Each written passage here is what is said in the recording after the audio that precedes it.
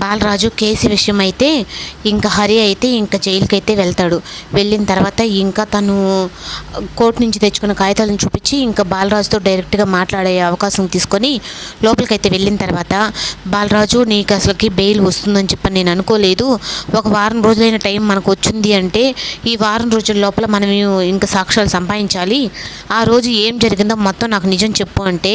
ఇంకా బాలరాజు అయితే ఇంకా పోసకొచ్చినట్టు మొత్తం సత్యం విషయంలో మొత్తం అయితే చెప్పేస్తాడు. ఇంకా అది విన్న హరి అయితే ఆ దేవ ఇంత ఘాతకానికి పాల్పడ్డా, అదైతే మళ్ళీ నీ మీద వేసేసాడు, చాలా ట్రాప్గా చేసి, అలాగే నువ్వు హాస్పిటల్లో సత్యంని బెదిరించినట్టు తను అక్కడ క్రియేట్ చేసి మళ్ళీ ఇది కూడా దాన్ని చేశాడు, ఇదంతా వాడి మాస్టర్ మైండ్ అని చెప్పని అంటాడు. ఈ లోపల అయితే చిన్ని ఫోన్ చేస్తే చిన్ని అయితే ఇంకా హరికి ఫోన్ చేసి ఫోన్ ఇమ్మని చెప్పనేటప్పటికీ ఇంకా బాలరాజు అయితే చిన్నితో చాలా సంతోషంగా మాట్లాడతాడు. నాన్న చెప్పేసావా మొత్తము హరి అంకుల్కి అని చెప్పనంటే, మొత్తం చెప్పేశానమ్మా, కానీ ఈ కేసు నుంచి నేను బయటపడడం చాలా కష్టం అని చెప్పి అంటున్నాడు. అంటే అది ఎట్ట నాన్న, నువ్వు ఏ తప్పు చేయలేదు కదా నాన్న అని చెప్పనంటే, మనం ఏ తప్పు చేయకపోయినా నన్ను అన్యాయంగా ఈ కేసులో ఇరికిచ్చారని చెప్పనని అంటాడు. అప్పుడు అదంతా నా వల్లే కదా నాన్న, నువ్వు ఇలా అవ్వడానికి కారణం, నువ్వు నీలాగే ఉండుంటే ఇప్పుడు ఇలా అన్నీ వచ్చుండేటి కాదు కదా, నువ్వు నా విషయంలో నువ్వు మారిన దానికి ఇవన్నీ ఇప్పుడు నేను ఇలా చుట్టుముడుతున్నాయి అని చెప్పంటే, నువ్వు వల్ల కాదమ్మా, నేను చేసిన కొన్ని విషయాల వల్ల వాయిని ఇప్పుడు నా మీద పగబట్టి ఈ విధంగా చేస్తున్నారు అని చెప్పని నని బాధపడుతూ ఉంటాడు. ఇంకా హరి అంకుల్తో సరే అమ్మా నేను ఇంక పెట్టేస్తున్నానని చెప్పి పెట్టేసిన తర్వాత ఇంకా చిన్నికైతే బాలరాజు బాధపడుతూ మాట్లాడితే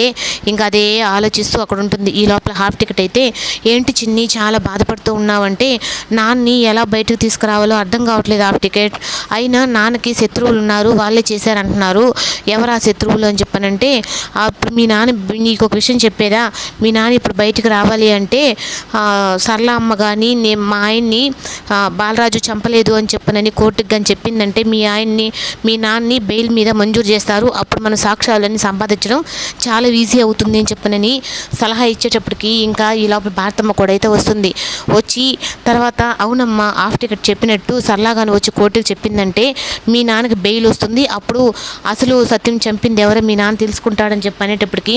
ఇంకా నేరుగా లాయర్ని తీసుకొని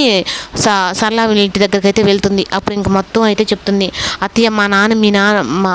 మామయ్యని చంపలేదు అత్తయ్య, మా నాన్న మనిషిగా మారిపోయాడు అత్తయ్య అని చెప్పనని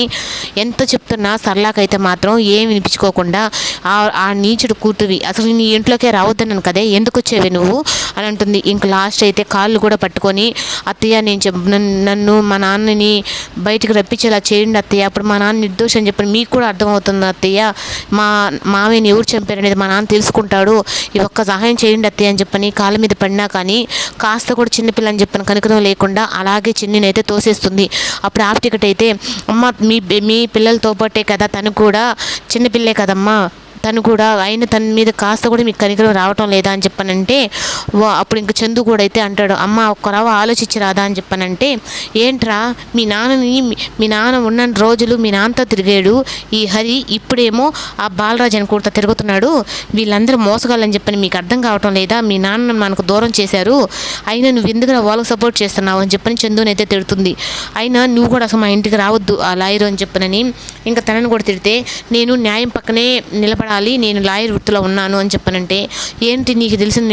న్యాయం, వాడు బాలరాజు నా మొగుడిని చంపలేదని చెప్పనంటే నేను న్యాయము అని చెప్పని ఇంకా వాదిస్తుంది. ఇంకా మీరు ఇంకోసారి ఇంటికి కానీ వచ్చారంటే మీకు బాగుండదు అని చెప్పని ఇంకా అక్కడి నుంచి అయితే వెళ్ళిపోమని చెప్పంటుంది. ఇంకా నేరుగా ఇంకా హరి అయితే చిన్నిని తీసుకొని ఇంకా నేరుగా చిన్ని, ఈ అవకాశం లేకపోయినా మరొక అవకాశం అంటే ఏదో ఒకటి ఉంటుంది మీ నాన్న విడిపించడానికి, దాని ద్వారా ప్రయత్నిద్దారా అంటే అప్పుడు ఇంకా కావేరి కూడా అయితే ఇంక వెళ్ళి చిన్ని నువ్వు అని చెప్పనని చెప్తుంది.